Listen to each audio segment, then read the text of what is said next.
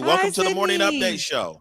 I'm great. Thank you so much for having me. This is such an honor to be here with you both. Oh man, Yeah, it's good to have you here. really is. We'll put up the cover right now. It was I think it's this cover photo over there. It's on mine. You wrote an article that was published on Sunday. There it is, right there. You wrote this article. It was published on Sunday, and it caught a lot of people's attention, including my own. And you told the story of Rahima Jackson, who's no longer with us now, and really kind of the struggle of being homeless and unhoused, and also struggling with chronic illness. And I'll give you some space right here to kind of tell everybody what the article is about. Yeah, so my colleague Erika Shultz and I started following Rahima at the beginning or at the end of last year, so at the end of 2020. And what we were interested in was her experience of navigating the healthcare and homelessness systems while dealing with stage 4 breast cancer. So Rahima actually had been a home health aide for a long time. So she had worked in the healthcare industry, but she didn't go to the doctor for a really long time, despite shooting pain she had up and down the sides of her body because she didn't have insurance. Like, so many Americans, and particularly so many Black Americans. And she, when she finally went to the doctor, she couldn't take the pain anymore. It was discovered that she had a metastasizing cancer, through her breast and then through the bones of her body, through her spine. And the thing is, Rahima is not alone in this experience. There are thousands of people in Seattle who have serious chronic health conditions like Rahima who have nowhere to live. And what that means is that, whatever treatment plan they might have might not mean much because they don't have an appropriate place to receive treatment. And I think the thing that jumped out to me the most about the story is, I think if you're not confronted with stories like this, we just assume, oh, well, there's a place for people to go, right? Like when they're sick and they're homeless, and there isn't. Like our society just has never come up with a place or a way to take care of people like Rahima. Rahima was lucky enough to receive the care of the palliative care team at Harborview, which is this tiny part-time team of 3 people who are mobile, and they go above and beyond to connect homeless patients with care, but also kind of establish end of life goals and figure out what those patients really want. It goes so far beyond just the, okay, how are we going to treat your cancer? It's what do you want your life to look like?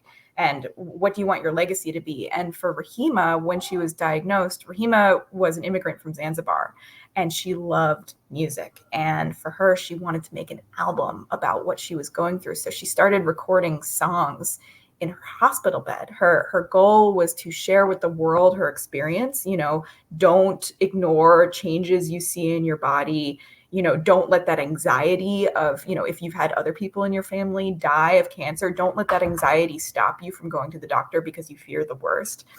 And she actually, she recorded these songs. She worked with a producer in Tanzania. She recorded a music video with local artists. Abdul Qasim Ali and Yuri Desi did the video, and a whole team of other folks they work with. And so, that was kind of her project. But Erika and I, we followed Rahima as she bounced from the hospital to a shelter to try and get housing. And that's the other thing, a lot of people assume, okay, well, once you get into a shelter, if you stick there long enough, you're going to get housing, right? But as we found out through following Rahima, there were all sorts of barriers up, I could get into specifics, but it's just, her story was illuminating and heartbreaking, and she was just a force of nature. I wouldn't be surprised if some of your viewers knew Rahima personally. It seemed like she made family wherever she met, whoever she met. But yeah, it was really eye-opening for me to follow her and watch her have to go through all these hurdles. And if you have a chronic illness, or if you know someone with a chronic illness, you know how horrible the American healthcare system is, and trying to make appointments and schedule and all that. Imagine doing that without a home, without a place to receive treatment. It just gets so much more stressful, to the point where, we know that homeless folks get these chronic illnesses younger. They're seen at more advanced stages because, they're disconnected from regular healthcare, and they die 20 to 30 years earlier than people who are housed. So I think that's, one of the other takeaways is homelessness in many ways is a death sentence. And it's a choice. It's a choice. It's a political choice. It's a result of structures and policies that we have enacted over time and that we continue to uphold. Wow. Yeah. One of the things that I noticed, or one of the things that was transformational for me in reading this article is that, we're not experts on homelessness and unhoused, and we follow along the best that we can here, and we try to uplift especially resources that are out there. But I remember the conversation about the Red Lion and the Red Lion in Renton, right? And I'll be honest with you and just being sincere, until I read that article and saw a face, there was the Red Lion. It was just a shelter. These are people who are homeless and unhoused, and this is the city of Renton, and here's the issue. Can we go ahead and put this, or it says Red Lion? There it is. So there's the Red Lion right there. We'll keep that up there for a second. But the thing is, for me, was that once you placed her there in the article, it changed my whole way that I even looked at that shelter, and that's kind of the impact of the article. But we have the Red Lion up here, and this is a photo by Erika Shultz, and maybe you could tell us what was happening right here. Yeah, so this is an amazing photo. This is a photo of Rahima Center with her care team, the palliative care team. So her social worker, Michael Light, and nurse Joe Hufford, and they're elbowing, obviously because it's the pandemic. But this was a really it was a nuanced place for Rahima, right? Before she came to the Red Lion, she had actually been in a shelter that didn't allow her to have pot that she smoked to ease her cancer symptoms and the pain medications, like narcotic pain medications. It was an abstinence-based recovery shelter for women, and she was reprimanded for having those medications on her. And she actually tried to take her own life. So, she intentionally overdosed on sleeping pills, and she and her social worker decided, okay, we have to get you into a different setting because, being in this other shelter is too stressful. So after that, Rahima came to the Red Lion. And if you remember from all the coverage of the Red Lion at the time, it was really kind of an experiment, right? Like, okay, we're in a pandemic. We have these congregate shelters, which, let's be clear, congregate shelters before the pandemic were not good places to have a chronic illness. They were already inappropriate for people. Like, if you are immunosuppressed, think about how easy it is to catch something in a congregate shelter. And when I say congregate shelter, I mean like those big overnight shelters with mats on the floor 6 inches apart. So, the Red Lion was part of a huge change in the homeless services industry during the pandemic, where they were like, okay, we need to isolate people. What if we go into these hotels that no one is using because we're in a pandemic, and we allow them to stay there? And if you look at the photo of Rahima, what you'll see is, I don't know if you can actually see it, but behind her, there are some cat toys, which is really interesting because Rahima didn't have a cat, but someone had given them to her as a gift, and she hung them up behind her as decoration. And in that little desk area beside her is where she recorded a lot of her music. Like, people gave her things, and she was actually able to create a space of her own out of it. And that's something that people don't have in shelters. They're completely devoid of personal touches. So this was a much closer version to feeling safe, to having a home, than she had probably for years. At the same time, as much as, activists and other people have been lauding these hotel shelters as, really important places to have a door that locks, to have a sense of privacy, to have a sense of place, Rahima, it still wasn't appropriate for Rahima. She told this story. It really deeply affected her. Of when she first came to the Red Lion, she kept her pain medication in her room. And at 9 a.m., she has to take her pain medication. Otherwise, she starts to feel, the cancer pain, and it's really debilitating. And so she accidentally locked her cancer medication, her pain medication in her room. And so she went down to the front desk and said, hey, I left my cancer medication, my pain medication in my room. Can you help me get to it? And she said that for a long time, no one did. Like, they just weren't really responsive to her. And, she was increasingly in pain. She was getting increasingly frustrated. And she told the story of having a confrontation with this shelter worker, the supervisor, who told her, this is not a hospital. This is not a hotel. This is a shelter. And to Rahima, that meant, you are not important.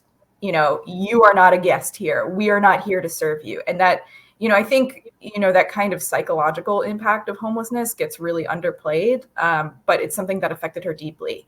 And also, it's not a hospital. It's not a hotel. It's a shelter. So, for people like Rahima, who need to have access to this pain medication, and for shelter workers who aren't trained in, administering medication or taking care of people who are dying, it's a really inappropriate setting. I mean, I will say that the Red Lion did have a Harborview doc on staff. He made this little room into his own little clinic, but it's really not a long-term solution. And when Rahima's friend Latasha flew out from Chicago to see her, the Red Lion reminded her of a prison because it had a security gate around the outside. So, I think part of this discussion about hotels and homelessness and, these changes we're making is, they're not permanent solutions. They're not permanent housing. You can make the nicest shelter possible, and it will still fall short of actual solutions to homelessness.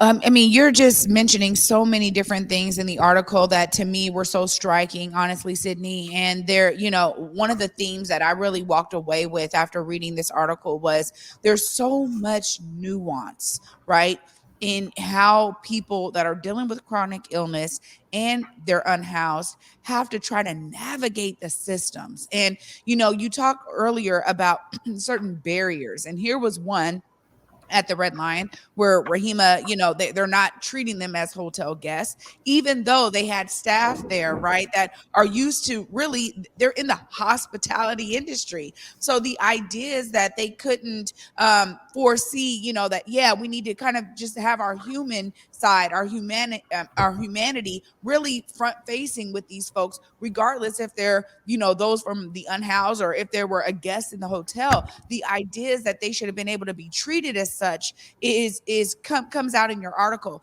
But then two, you talk about housing. And, for me, I've done some extensive work in housing, particularly in Seattle.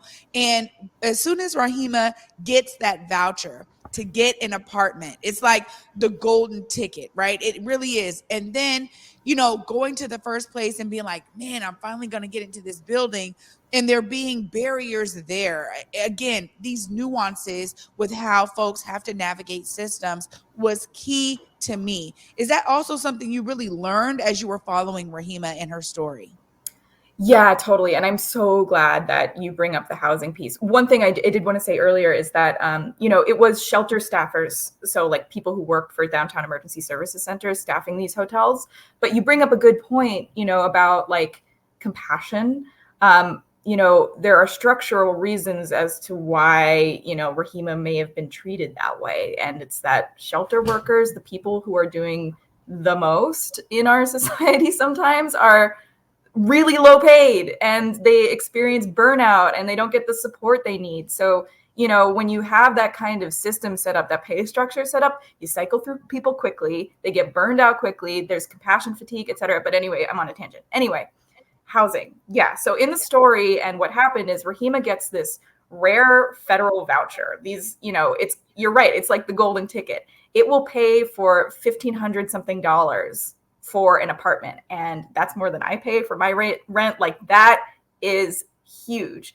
So she goes to this building called the Jackson, and it's one of the, and her last name is Jackson. So it feels like fate to her. Like, oh, this is the place that's meant for me. And it's this huge development on South Jackson Street. 523 new units across 2 buildings. And it's got a tax break from the city for having affordable units. Now, what that means here is that these units cost $1,481 or $1,581. That's what's considered affordable. So if you were a home health aide or you're making minimum wage, not actually affordable. Anyway, Rahima goes inside. The first barrier that I didn't actually write about is she can't actually see the apartment herself. so that she can't go on a tour of the apartment. Why? Because she doesn't have an ID. And it's like kind of from what I understand, like a practice in the real estate industry, that if someone has an ID, you don't actually physically show them the space. You just kind of sit them down and do a virtual tour. So she sits down and, the folks there are excited to show her the amenities. But her housing case manager says, Rahima has this federal voucher and there are very strict standards attached to this voucher. One of them is that if you have a bedroom, it has to have egress, meaning like if you have a bedroom, it has to have a window. But one of the big trends in building in a city like Seattle is, the rise of something called urban one bedrooms, where it's basically like a studio with a little kind of internal tiny bedroom space, but it kind of has walls-ish, like sliding walls, but no window. So, as soon as Rahima sits down and starts to hear about these wonderful amenities and this jazz lounge or whatever else, she finds out that her voucher actually won't apply to this new affordable housing development because of the standards attached to it. And, Rahima as a person, one of her coping mechanisms was her optimism and her bubbly personality. And, it doesn't matter. I'm just going to stay positive through all of this. But in that moment, I couldn't read her expression behind her mask, but my heart broke for her, like she's sitting there thinking this is fate. And she can't get inside with this federal voucher for what seems like an absolutely absurd reason. And again, you take the experience of this one person and just apply it to thousands of people. There are thousands of people out there who don't even have the voucher, but even if they do get the voucher, that doesn't mean that they get housing. And that's another thing that I think we're missing from our understanding of like homelessness and housing. It's not a straight path from like shelter to voucher to housing to whatever. There are all these like barriers along the way that require almost like superhuman persistence. And it's you are confronted with the despair of just having to navigate a system that frankly wasn't built to care for you. In reading your article, one thing that I really got what you just said there was optimism, and this spirit about Rahima. It's like, just keep going. I'm gonna find a way, basically, to take this lemon and literally make lemonade. But also to want to encourage others, and this music video that we're gonna play right here.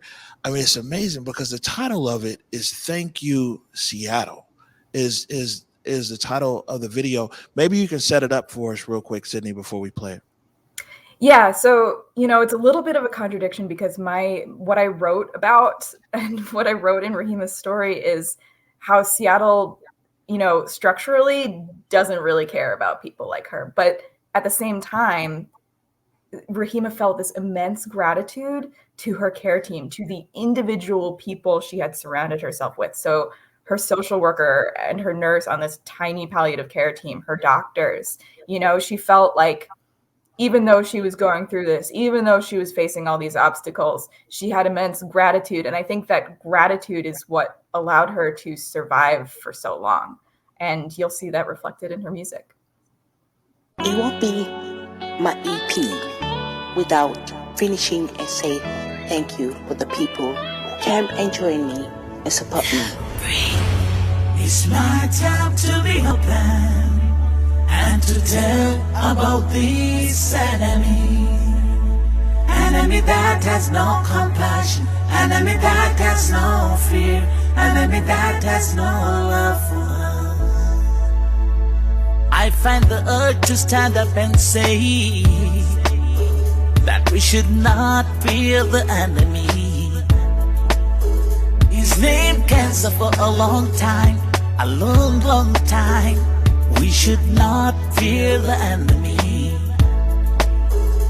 We should not be blind to any changes we see in our bodies.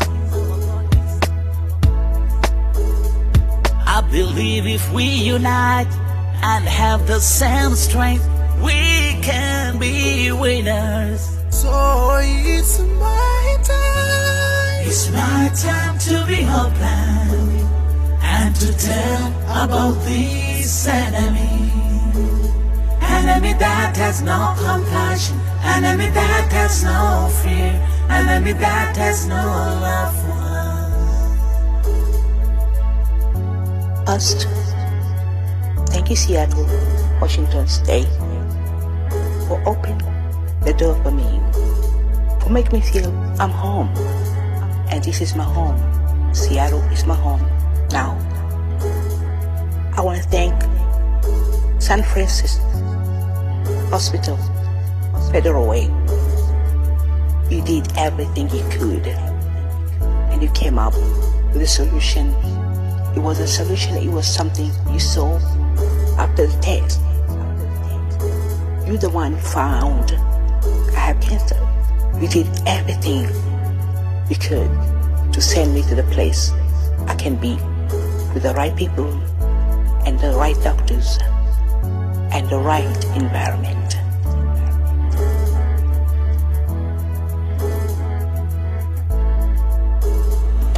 To my big hospital, which I love, SCCA, you're the best. You keep doing what you're supposed to do. You keep doing what you promise us. People who dealing with cancer, to hold on, and one day we will find together the solution, And hopefully soon. I thank my doctor team, all of you guys. You support me, you check on me. When I'm down, you lift me up. And Dr. Hunter, you're the best doctor. Maybe this time, other doctors, they will walk with you. They will come and ask you, what did you do to that girl named Rahima? Thank you, Dr. Hunter.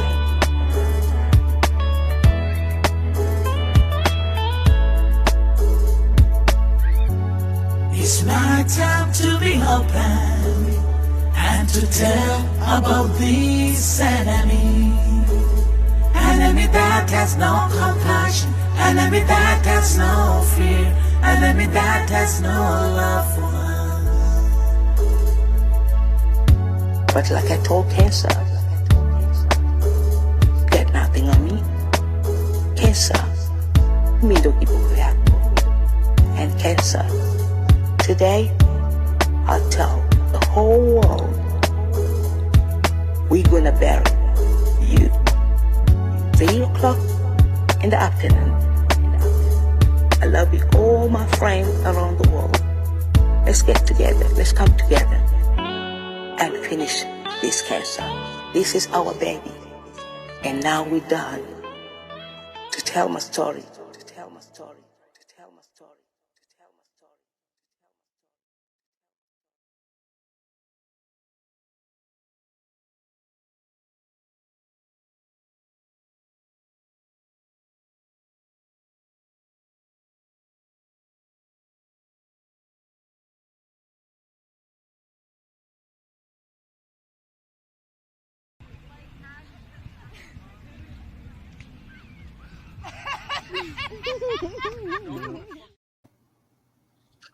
Wow. I mean, you got to imagine, like, the determination that Rahima had.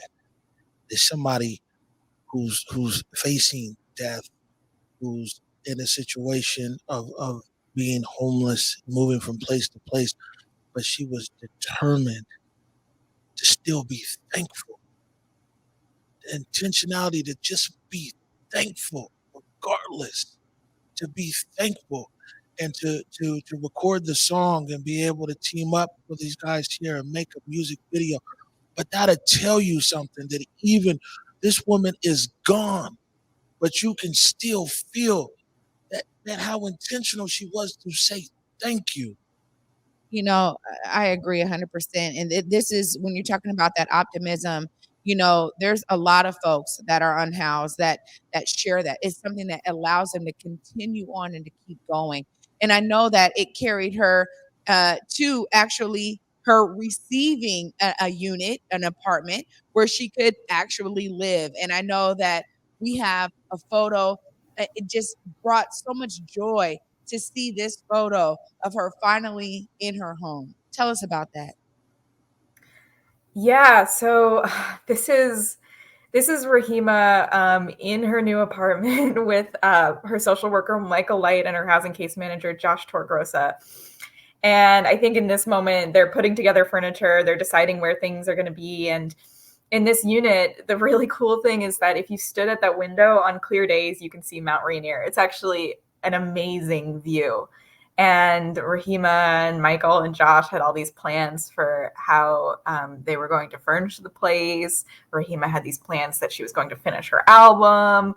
Like a part of her plan was to do like this kind of huge release of the album. And actually being on this show is totally something Rahima would have wanted. Like this would have been nuts for her. She would have loved this. Unfortunately, Rahima died 9 days after moving into that apartment. And we actually have one more photo we want to put up here. These photos by Erika Shultz. And maybe you could explain this photo right here for us.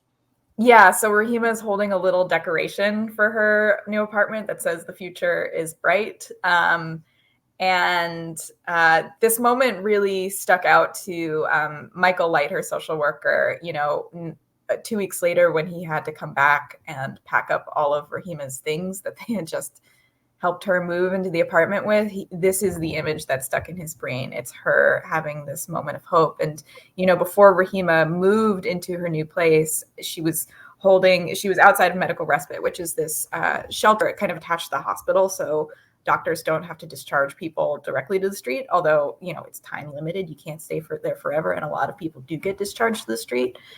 She said to me she was holding gifts from her friends. One of them was like a $50 scratch off lotto ticket and some pajama pants that her friend had given her. And she said, we made it. And it's going to be so beautiful. And throughout the year and a half that she had been looking for housing, that was something that she kept saying to people, like, I have to stay alive. I have to stay alive to get into housing. And something that I learned after Rahima's death is that for a lot of people like her, when they finally get into housing, the stress of everything kind of catches up with them and they can die quickly soon thereafter. For Rahima, the medical examiner said that she died of a toxic combination of methamphetamines because she occasionally at times used meth, which is very common for people, especially women who are homeless, to use because it helps them stay alert at night and protect themselves. So it was meth, it was fentanyl, which was prescribed for her cancer, it was her antidepressants. And, we don't really know why Rahima died. There's kind of like a spiritual answer, which I am not equipped to answer. And then there's like a scientific one, which we don't fully know because, the scientists don't fully know what triggered her to die. But all we know for certain is that this is a very common situation that often, when people who are very sick get into housing, they die shortly after. And also it's a function of how our homelessness system works too, because the way that people are prioritized, there's not enough housing to go around. So the way that the system works is it prioritizes you for housing based on how quote unquote vulnerable you are. That often means that we wait until people are super, super sick to finally get them into housing. And then when they do, they die. So, instead of like giving people housing when they're less sick and have a better chance at survival, sometimes we're only getting them what they need at the very end of their lives. Sydney, two things here real quick before we let you go. One, clearly this story impacted you. But what's the main takeaway that you want people to know about this article and about Rahima? Oh man, there's so much. I think to me at the end of this, the thing that stands out the most is how little our society just structurally cares about people like Rahima. And so often the conversation around homelessness gets reduced to like individual opinions and thoughts, like, oh, you're a good person if you think this way, or if you think this should be done, or you're a bad person if you think this way. It's not about that. It's about how we have created a society where if you are not seen as productive, if you are homeless, if you are sick, if you are disabled, we literally do not have places for you to go. You have no options. Like, our system is not set up for that. And I think that is a major reflection of our values as a society. And it's been this way since Seattle settlement days. For another article accompanying the story, I interviewed Josephine Ensign, who is a professor of nursing at the University of Washington, and she writes about the history of homelessness in Seattle. And she writes about the first documented case of homelessness in Seattle in 1854. It was this sailor, 32 years old, found on the beach of Elliott Bay with severe frostbite, mentally ill. And for years, the early territorial leaders of Seattle debated, what should we do with him? Where do we go? And eventually they just shipped him back to the East Coast, where he died by suicide. This is not a new problem, but it is reaching kind of crisis proportions, because we have a homelessness crisis, we have a housing crisis. So there are far more people experiencing what Rahima is experiencing. And so, as a homelessness reporter, that is what I want people to take away. But as a human being, I'm still wrapping my head around and my heart around who Rahima was and what it meant, just kind of personally to deal with something as terrifying as chronic illness and as terrifying as this kind of institutional apathy. And so, yeah, I'm so interested to hear what other people take away from it too. Right. Well, this story, and we're so supposed to be here right now talking about this. It wasn't last night. It was 2 nights ago. It was early morning here, because I'm always here. And I read the article and I emailed Sydney saying, you know what, I would love to talk to you about this. I sent that email like maybe midnight, 1 a.m, and I continued here working. And about an hour and a half later, I got a WhatsApp from my friend Abu Bakar Shamte over in Dar es Salaam, Tanzania, over in Zanzibar, where I lived over there for years and worked in media and everything, and with Abu Bakar. And it was the link to your story. And he sent it over, and I was like, oh, this is interesting. He's following, this story over here. Abu Bakar, who I worked with for years over in Tanzania at Push Mobile and Push Observer, Rahima was his blood cousin. And I was sitting there just blown away. He was like, bro, this was my cousin. And he talked about how they had no idea the depths of everything that Rahima went through. But I will tell you this, is one thing Abu Bakar Shamte told me to tell you. Asante sana, nashkuru sana, shukran. Thank you. Thank you, Sydney Brownstone, for caring. Thank you for uplifting. Thank you for uplifting Rahima's name. And thank you for uplifting what's happening here in our city. And thank you for your humanity. I just really wanted to pass that on to you. Thank you so much. I'm obviously very emotional. Thank you for having me on your show. And that means a lot after working on a story like this. So thank you. All right.